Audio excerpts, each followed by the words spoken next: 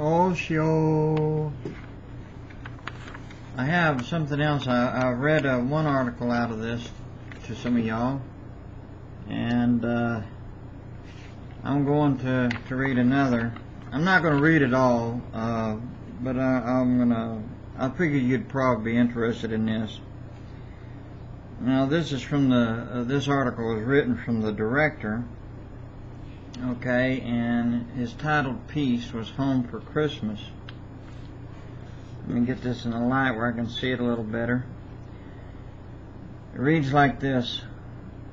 In our ministry to the suffering body of Christ, I am continually reminded this world is not our home. And how?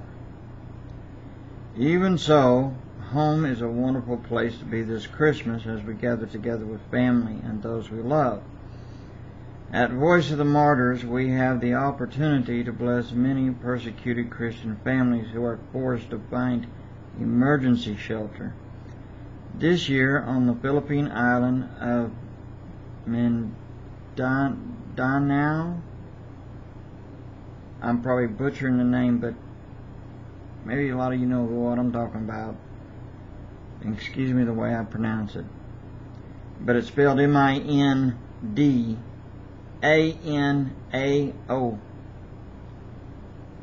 This year on the Philippine island of Mindanao, one of our staff, along with our Philippine program officer, literally ducked in to minister to families in a Christian refugee camp. Here's her account of that experience. It was too hot. Sweat stained my clothes. Yet around me, the pastors and their wives who had come with me to the refuge camp that day were bundled up in wool caps and jackets. I shook my head in disbelief. We parked our truck loaded with basic supplies like food, blankets, and medicine up the hill, Below us stood rows and rows of bamboo huts covered only by thin slices of blue tarp. These were the new homes of more than 250 families who fled when Muslim extremists attacked 7 mostly Christian villages simultaneously. Boy, sure is peaceful Islam, huh? Okay, 5 people were killed and more than 40 houses were burned.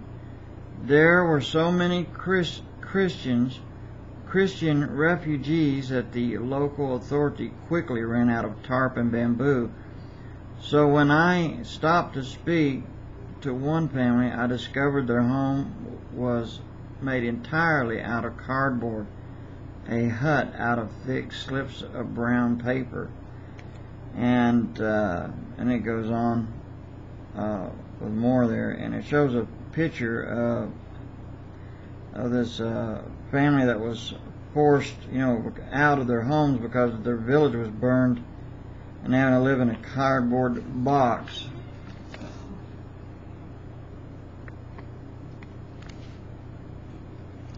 Sorry about that.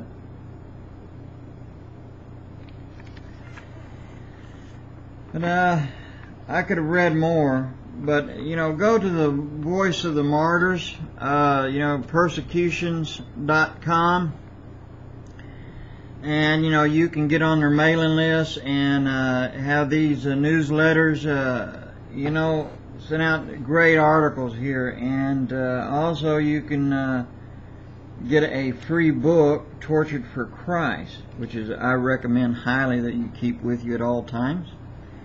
But anyway, I thought I would share that with you. And remember all those who are less fortunate than you and I. And when, like even when you go to eat, that it's like when we, how sometimes we have this tendency, if we don't like something, that we end up wasting it because we don't like it, because we're spoiled with it. How that we need to start focusing on remembering not to waste things like that. Try not to put more on what we can eat on a plate,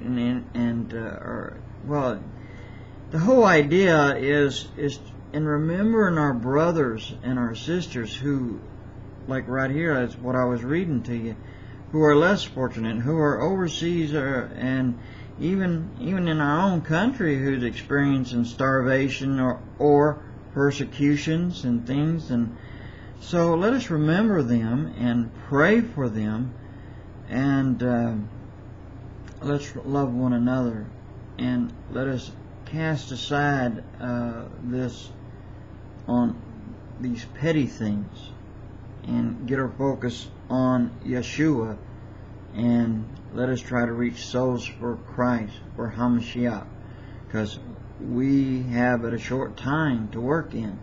So let us work for the Lord and reach souls, and remember those brothers and sisters who don't have anything. Even if you have a brother or sister wherever, just remember them. But also remember those who do not even have Yeshua in their lives, and let us reach out to them too, and not just once a year, all the time. So God bless you. Shalom. Aho.